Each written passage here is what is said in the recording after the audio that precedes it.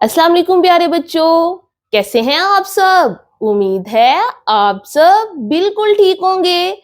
आज हम खे पढ़ेंगे। खे की आवाज ख ख से शुरू होती है। आइए खे से बनने वाली चीजों के नाम सीखते हैं। खे ख ख खरगोश, ख ख खरगोश, ख ख खरगोश। खे ख ख खरबूजा, ख ख खरबूजा, ख ख खरबूजा।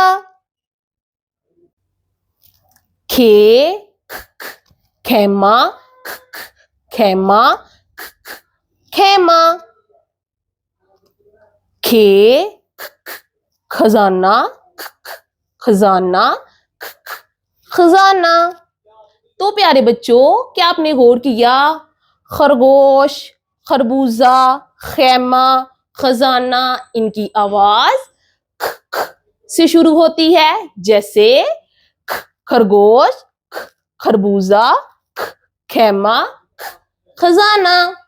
तो प्यारे बच्चों, इस सबक को अपने दोस्तों के साथ मिलकर पढ़ें। अल्लाह हाफिज।